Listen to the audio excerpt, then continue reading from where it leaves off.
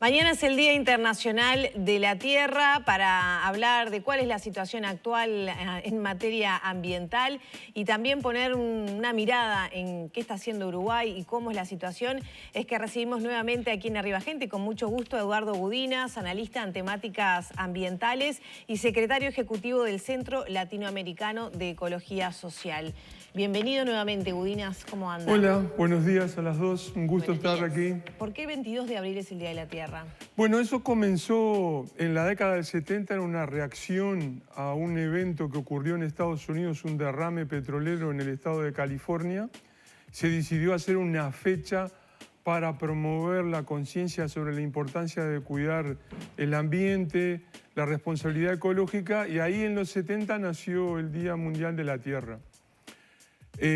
A partir de ahí, años más tarde, en los 2000, las Naciones Unidas lo rebautiza como el Día de la Madre Tierra, y es una de las dos fechas clave para incentivar, promover la temática ambiental junto con el 5 de junio.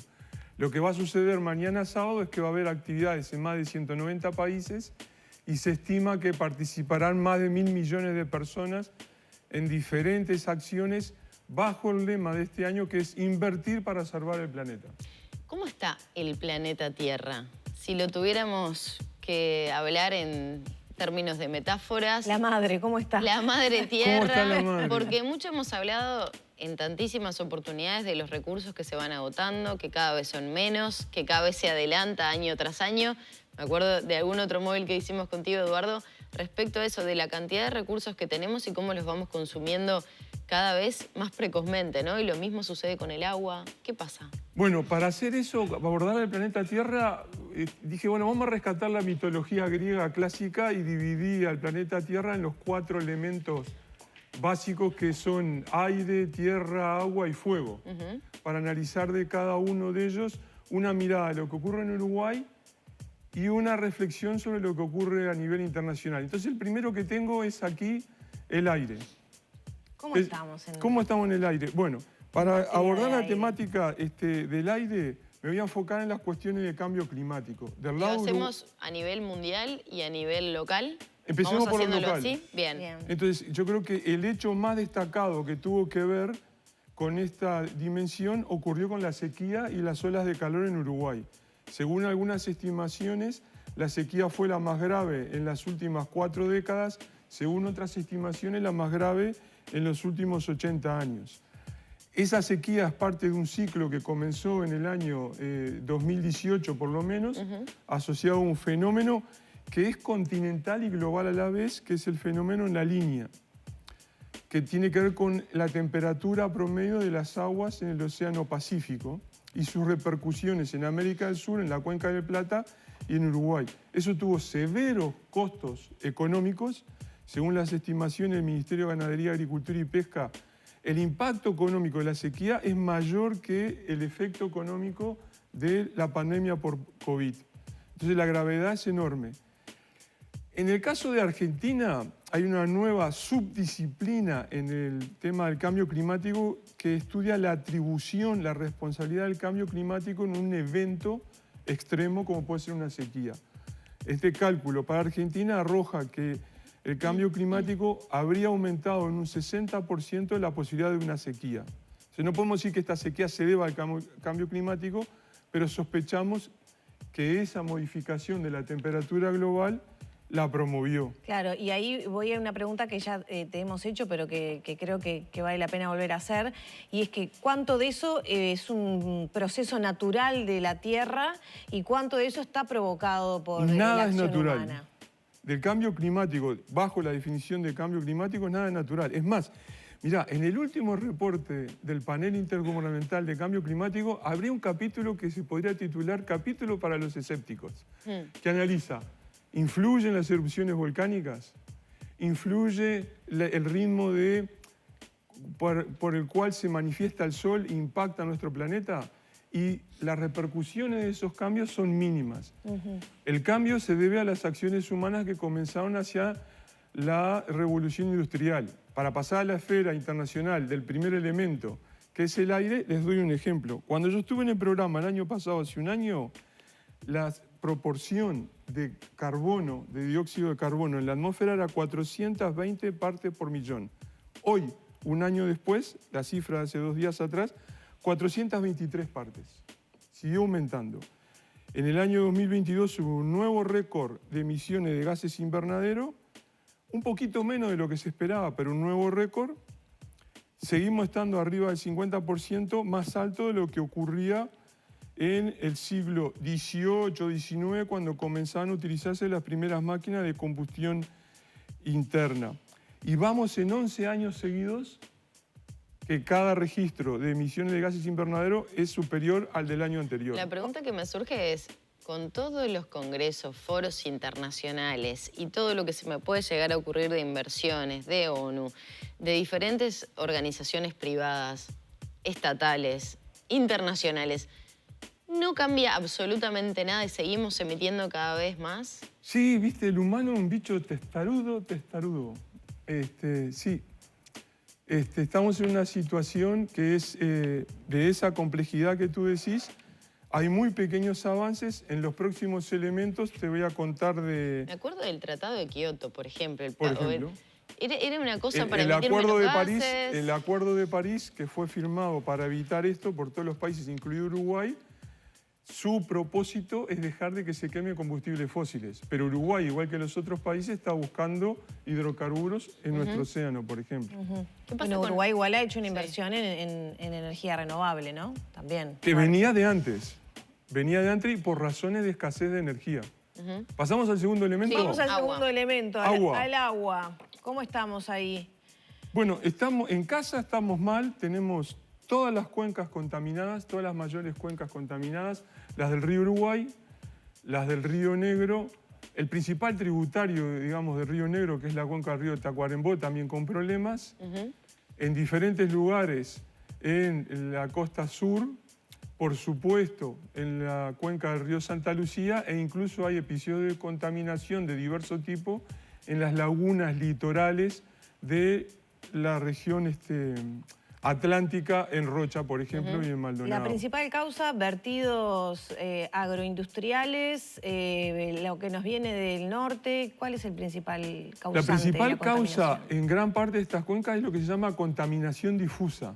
Son múltiples emprendimientos agropecuarios que utilizan diferentes tipos de agroquímicos que desembocan en cambiar la calidad del agua, aumentar la carga orgánica, y eso genera, por ejemplo, las clásicas erupciones de cianobacterias que conocemos. Le siguen en varias de estas cuencas los vertidos de efluentes domiciliarios, cloacales no tratados o tratados defectuosamente, y en algunos lugares los efluentes de emprendimientos industriales.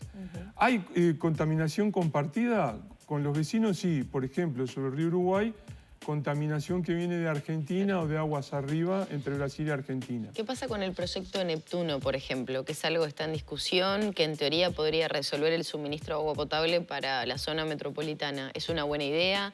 ¿Puede perjudicar aún más? Desde el punto de vista ambiental es una mala idea, porque vamos a tomar agua del río de la Plata, que tiene muchos riesgos, porque es una cuenca compartida. Es el último tramo del sumidero de una cuenca gigantesca, de la segunda después del río Amazonas. Entonces, como una vez comentamos en este programa con otro de los petates, es cuando los mineros tiran metales pesados en Bolivia, viene a parar a la cuenca del río de la Plata. Las empresas industriales en la región de Sao Paulo, en todo el centro de Brasil, vienen a parar a la cuenca del río de la Plata. Los hermanos de Argentina, todos los desagües de la región metropolitana de Buenos Aires, el nuevo emisor que están construyendo, todo viene a parar al río de ¿Y la Plata. eso puede afectar la salud en qué medida? Porque pienso, por ejemplo, que OCE y diferentes organismos públicos han hecho, ¿no?, su análisis, han evaluado criterios. OCE confesó una cosa que es grave, pero no generó reacción pública. Las autoridades de OCE confesaron de que con este emprendimiento en algún momento del año nos van a dar agua probablemente más salada. Y no pasó nada. No, lo que dijeron es que iban a generar procesos de salinización No en lo los podía- pocos días que eso ocurre, No según lo las podían autoridades. asegurar. Dijeron, en algún momento va a ser más salada, pero va a estar, según ellos, bajo el régimen de potabilidad, por ejemplo, en lo bacteriológico. Ahora, Esto tiene una contracara inmediatamente económica, porque no solo el proyecto Neptuno es más caro, pero sino cuando esto esté funcionando y empiecen los problemas, si es más o menos salada el agua, si está más o menos limpia, va a haber que hacer nuevas obras para asegurar esa calidad del agua. Bien, ya tenemos que pasar al otro elemento, pero a nivel global el tema son los microplásticos, ¿no? Son los microplásticos. ¿Hay que dejar de comer pescado, Budinas? ¿Me como el pescado con microplástico adentro? Bueno, ese es otro problema. Por ejemplo, en la cuenca del Río de la Plata, en algunos sectores de Argentina no se pueden comer pescado en ciertas épocas del año porque ya tienen metales pesados y seguramente tienen microplásticos. Bueno, conozco una persona que se hizo un análisis de contaminación en el cuerpo, tenía plomo, resulta que era y mercurio, creo que era de comer pescado. Bueno, hubo un caso, me van a apurar con el tiempo, pero Sí. déjame hacerles un cuento. Un caso famoso hace unos 3, 4 años en Argentina, una comisión de legisladores que estaba estudiando los impactos del glifosato, el herbicida que se utilizaba en la agropecuaria argentina, que vivían en Buenos Aires, porteños de alma, se hicieron el análisis de orina para detectar si había remanentes del derivado del glifosato y tenían. Y eso que está en las verduras, las frutas, todo. La verdura flota, en la cerveza, tampones de uso femenino, Eso leche se dice que hasta en maternizada, los productos de uso femenino. ¿Y qué hacemos No, entonces? bueno, pero esa pregunta se la dejamos para el final. Vamos a la tierra. Tierra. Vamos a la tierra. Problema de Uruguay. De los varios que Me hay, río para no llorar, ¿no? Sí, claro. tomé el caso del monte indígena. ¿Por qué? Porque en el Parlamento hay una comisión especial de diputados con presencia de todos los partidos que está tratando un cambio en la arquitectura institucional para que la protección del monte indígena pase a estar bajo la potestad del Ministerio del Ambiente, como la lógica indicaría, sacándola del Ministerio de Ganadería, Agricultura y Pesca, que es un remanente de mediados del siglo pasado, porque ahí está confundida con la gestión de las plantaciones forestales. Y no es lo mismo una plantación forestal de pino y eucalipto que un monte nativo que tiene otra estructura, otros ritmos de vida, etc. Entonces, si querés ya pasamos a la dimensión internacional, Sí, donde el corolario de esto es la deforestación. Deforestación, toda la situación del Amazonas que hemos abordado también aquí, ¿no? En el último registro del último trimestre de deforestación en la Amazonía, a pesar de estar Lula, de haber sido Bolsonaro, muestra un nuevo récord comparado con los últimos años. Y es lo que nos ha perjudicado a nivel internacional con negociaciones. Y ¿Qué vamos pasa con el cuarto fuego? elemento. Vamos con el fuego. Entonces, en energía, ahí, como decía Lore, Uruguay ha hecho varios avances con las energías renovables. Uno que está estudiando ahora es el famoso proyecto de hidrógeno verde de Tambores, ahí entre Tacuarembó y su vecino Paysandú. ¿Qué tenés para decir de eso? Porque es la energía verde, nos dicen. Claro, pero... ¿No es tan ecológico? En los temas de hidrógeno energía verde? y cuando están los señores de las empresas y las corporaciones, nada es lo que parece. Entonces, el hidrógeno verde se extraería haciendo una hidrólisis sobre el agua para sacarlo del agua, romper la molécula del agua, pero ahí hay trampas de un lado y del otro. La trampa de los insumos consumen muchísima agua. Claro. Entonces, de verdad, nosotros estamos utilizando agua. Ahí ya venimos con un antecedente muy complicado que debe ser motivo de reflexión parlamentaria. Es, por ejemplo, nosotros le damos el agua gratis a todas las empresas de celulosa, a pesar de que UPM, la nueva planta, consumiría el equivalente a lo que sería la segunda ciudad de Uruguay. Entonces, ahí el consumo de agua es brutal. Hay un consumo de energía eléctrica que sería por fuentes renovables y de verdad lo que se sabe del proyecto en Tacuarembó Tambores es que es para generar un biocombustible, en este caso sería un etanol, que podría ser utilizado. Entonces es algo similar, aunque de otro origen, a lo que hacía, por ejemplo, Alur. De verdad, la finalidad es para producir etanol.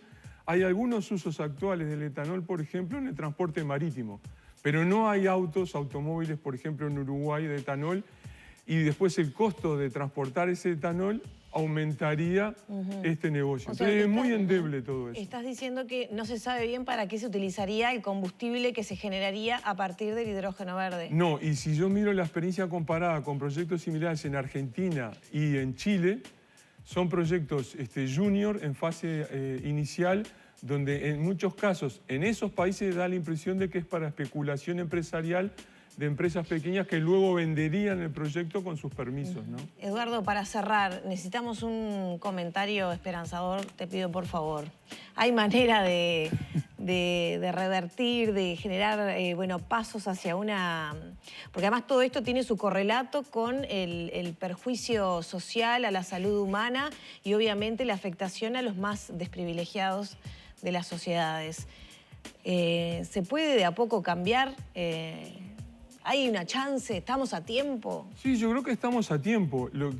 Y hay discusiones en los otros países, incluso países vecinos, que son muy diferentes de Uruguay.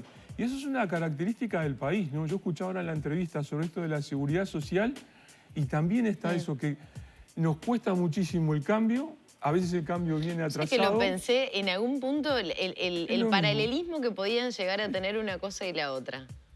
Sí, lo que está sucediendo con el tema ambiental se parece a educación, a seguridad social y a salud. ¿Y sabes a qué más lo sumo? Ahora que Lore hacía esa pregunta, ¿qué pasó en plena pandemia?